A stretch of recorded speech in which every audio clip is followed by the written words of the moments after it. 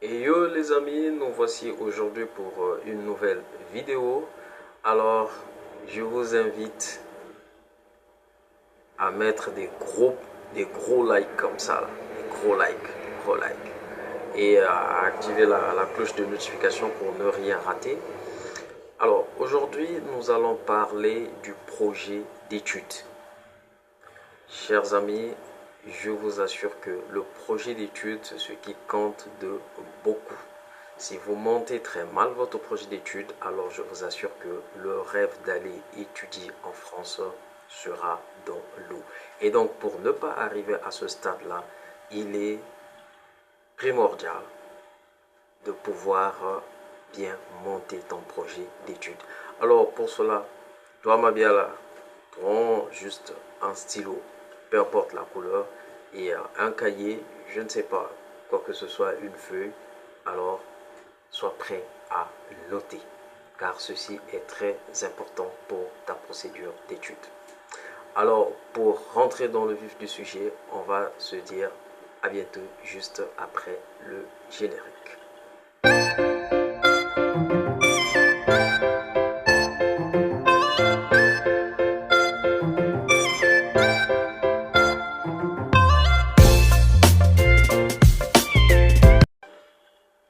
Alors, nous sommes de retour.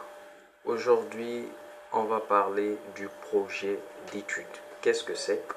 Alors, il faut retenir qu'un projet d'étude est un plan détaillé de votre parcours académique, définissant bien sûr le type de diplôme et la filière que vous allez suivre pour atteindre vos objectifs professionnels. Je vous donne un exemple.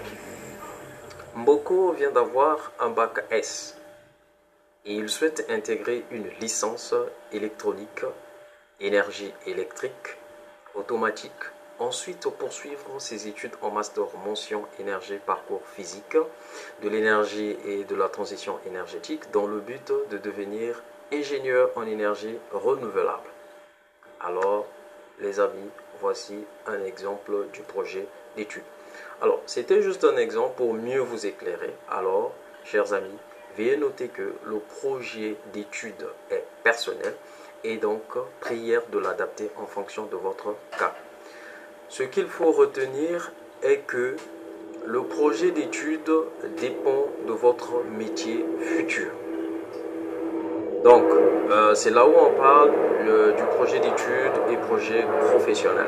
Donc, si vous ne savez pas, le projet professionnel n'est autre que le métier que vous allez exercer juste après vos études. C'est ainsi, je me permets de vous citer un domaine de compétences et ses métiers.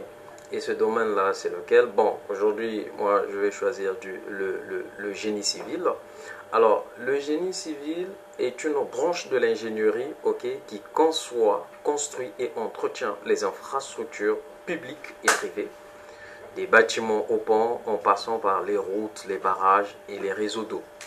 C'est un domaine qui regroupe les techniques nécessaires à la réalisation des structures et infrastructures, l'étude des réseaux, l'aménagement du territoire et la gestion des ressources naturelles pour le bien-être de la société. Alors, dans ce domaine-là, si tu suis ce domaine, quel métier que tu peux exercer juste après avoir suivi les études en génie civil, que ce soit le cycle court ou le cycle long? Voilà, les métiers que tu peux exercer juste après tes études en génie civil. Tu as technicien de bureau d'études, chef de chantier, coordinateur BIM, dessinateur projeteur, économiste de la construction, topographe, géotechnicien. Tu peux devenir architecte. Tu peux aussi devenir chargé d'affaires bâtiment, ingénieur en travaux publics, ingénieur structure, ingénieur d'études, ingénieur méthode, urbaniste. Tu peux aussi devenir conducteur des travaux. Tu peux occuper des postes du chef de chantier, du chef de projet, d'un directeur technique. Ben, voilà. Et après avoir suivi tes études en génie civil, ok, je vous ai parlé des métiers pardon, que tu peux occuper juste après tes études. Et on va alors, chers amis, dites-moi en commentaire ce que vous pensez de ce partage et aussi précisez bien de quoi aimeriez-vous que je vous partage prochainement ou encore si ce sujet vous a plu, veuillez me dire de quel domaine aimeriez-vous qu'on parle prochainement. Et on se dit ciao.